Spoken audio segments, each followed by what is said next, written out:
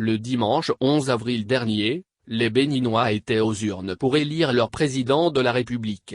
Sans surprise, le sortant Patrice Talon rempile, avec un score à la soviétique de 86% des suffrages, pour un second mandat. Une réélection sur fond de crise politique qui aurait sérieusement mis à mal l'axe Lomé-Cotonou. Talon met le pied dans le plat. Pour s'adjuger son deuxième mandat à la tête du Bénin, le président Patrice Talon aura trouvé sa recette. Se défaire de tous les adversaires politiques susceptibles de lui tenir tête. C'est ainsi qu'il aura fait arrêter, au détour d'un meeting de sensibilisation à Parakou, l'opposant Rocky Amadougou qui, depuis lors, croupit à la prison civile de Missérété. Et le chef d'accusation était tout trouvé. Acte de terrorisme et de déstabilisation du pays, dira le procureur de la République. Cette arrestation sera suivie, aussitôt les élections tenues, par celle du colistier de cette dernière, le constitutionnaliste et opposant Dr El Aïvo. Si l'arrestation de Rocky Amadougou n'est rien de nouveau sous le soleil, lorsqu'on connaît la méthode en vogue sous les tropiques, son statut fait néanmoins glisser indirectement sur un autre terrain, ce litige politique qui ne devrait être que binono-béninois. Et pour cause, celle-ci n'est autre que le conseiller spécial du président togolais, Faure Gnassingbé.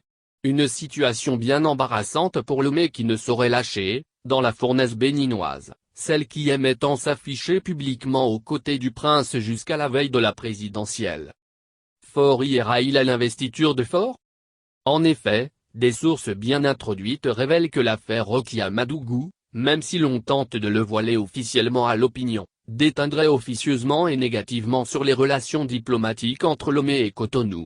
Et ceci n'est que le corollaire des relations déjà bien tièdes entre Faure et Talon, depuis quelque temps déjà. Une crispation qui se serait marquée notamment par la distanciation de l'axe Lomé-Cotonou et la récente dissolution actée de la compagnie électrique du Bénin, SEB. Il y a quelques jours, une nouvelle couche s'est ajoutée à la brouille déjà latente entre les pouvoirs béninois et togolais, au lendemain de la démission du juge Esso et de la Cour de répression des infractions économiques, CRIET, au Bénin. Ce dernier qui, selon des dires, aurait trouvé refuge à Lomé. C'est un fait qui aurait suffisamment convaincu le gouvernement du Bénin qui, au travers de son porte-parole, Alain Orunela, y compris d'autres personnalités du régime de Talon, à croire et à affirmer que des États de la sous-région, sans toutefois les nommer et dont Rocky Amadougou serait un pion, tenteraient une entreprise de déstabilisation du Bénin. Un discours bien tranché et engagé, aux antipodes de la courtoisie diplomatique, qui n'est pas de nature à garantir la sérénité dans les relations entre ce pays et les autres États de la sous-région. Qu'à cela ne tienne, une question revient avec insistance, à l'analyse de cette situation. C'est de savoir si, après la victoire du président Patrice Talon au terme de la présidentielle, presque à sens unique, le président Faure assistera-t-il à l'investiture de ce dernier? Cette interrogation paraît anodine, mais pertinente à plus d'un titre.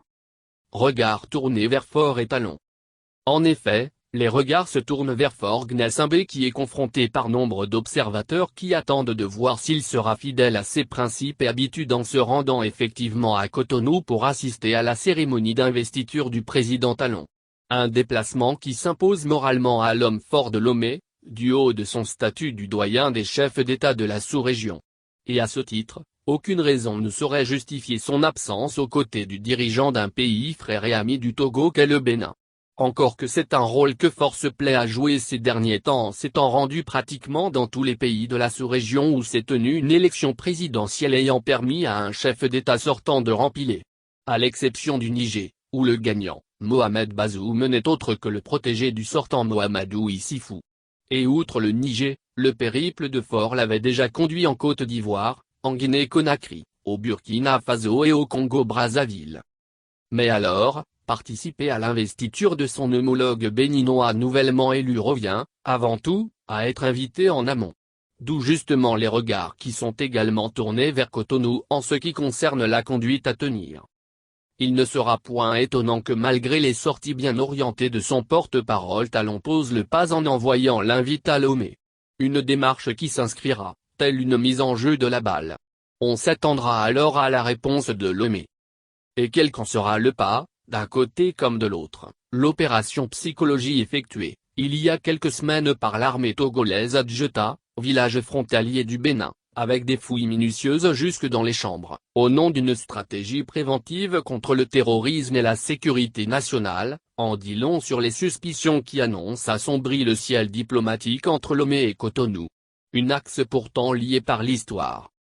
Pendant que nous mettons sous presse, le président togolais n'a pas encore adressé de lettre de félicitations à son homologue béninois pour sa réélection.